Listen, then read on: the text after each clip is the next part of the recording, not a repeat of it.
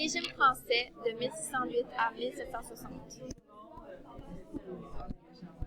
La démographie. En 1608, Québec a été fondé par Champlain. En 1634, La Violette a fondé Trois-Rivières. En 1642, Maisonneuve et Jeanne-Marie ont fondé Montréal, connu aussi sous le nom de Ville-Marie. Durant ces années, il y a une faiblesse de peuplement. Jean Talon, qui est l'intendant, il fait le recensement du peuplement de 1665 à 1666. Sa solution, c'est le système des compagnies, mais c'est un échec. La dépense des peuples, c'est de payer la traversée, installer les colons, nourrir, loger et entretenir les colons pendant 3 ans. En 1127, il y a eu la Compagnie des Sciences associées qui a été fondée, et en 1145, il y a eu la Communauté des habitants. Les causes de la faible population, c'est le manque de femmes et le manque de gens de métier. Pour résoudre ce problème, Jean Talon a créé les politiques de peuplement.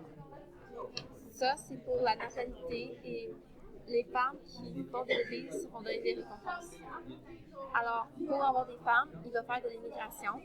Il y a les pays du roi, mais l'immigration est faible parce qu'il n'y a plus de soutien financier de la part de la France.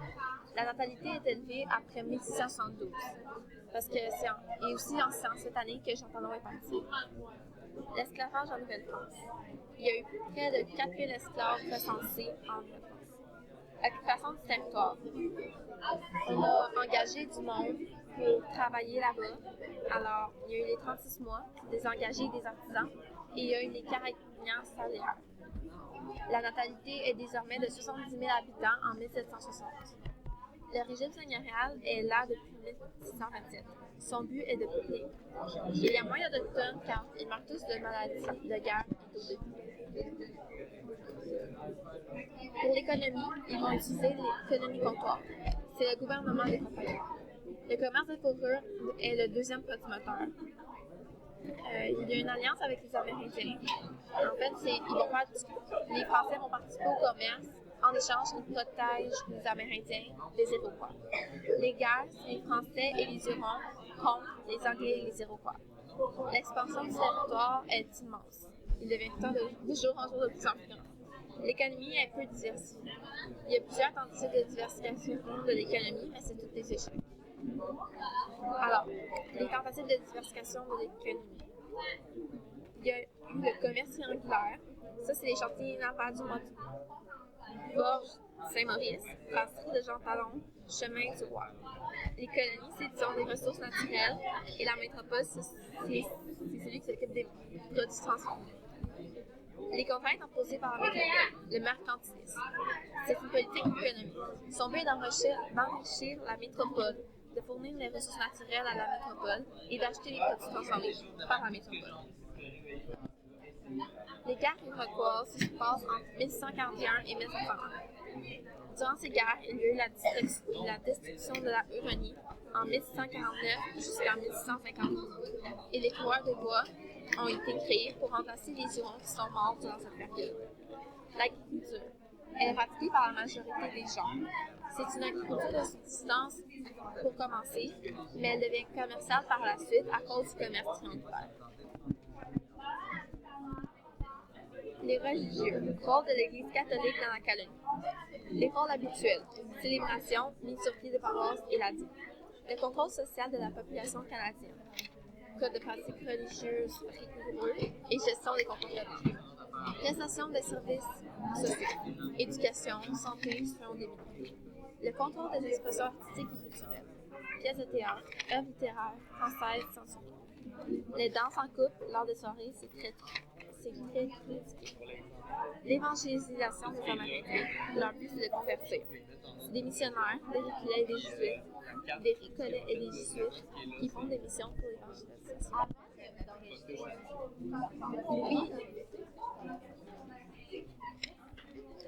Louis XIV au pouvoir, de 1661 à 1715.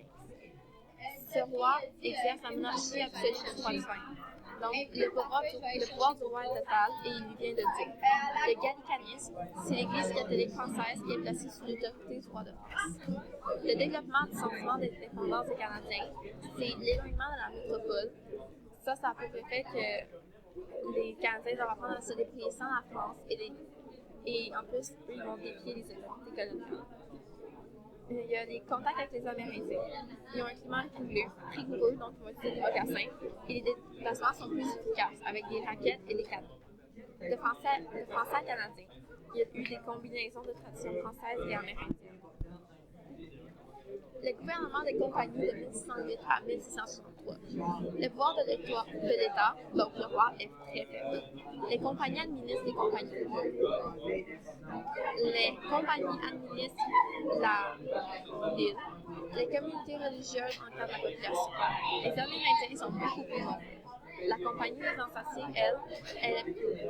À cause de ça, il y a eu la prise de Québec par les frères Huron en 1620. Les guerres croissent à partir de 1624. Les Français et les Hurons font du commerce contre la protection, donc sont alliés pour une alliance. Les Français et les Hurons, ils sont alliés contre les Iroquois. Le gouvernement royal de 1663 à 1770. Il y a eu, durant cette période, la guerre de la Ligue d'Obo de 1689 à 1697 et il y a eu le traité de Ryswick. Il y a eu la guerre de succession d'Espagne de 1744 à 1713.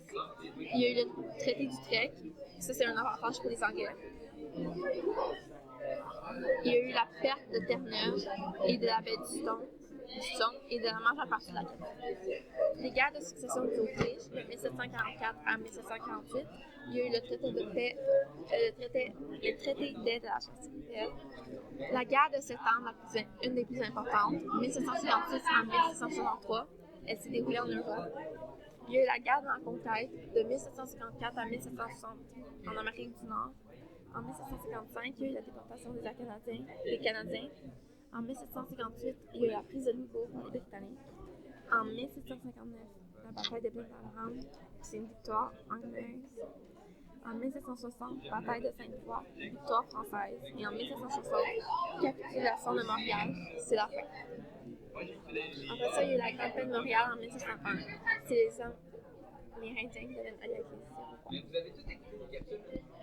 Alors, pour le pouvoir, on a le roi tout en haut. Ensuite, on a le secrétaire d'État de la marine. Après ça, pour le conseil souverain, on a le gouvernement général, l'évêque, le gouvernement général. Ceux-là vont élire le capitaine de milice, qui va élire, et qui après ça, on a la population. La population va donner juste la population. Ça.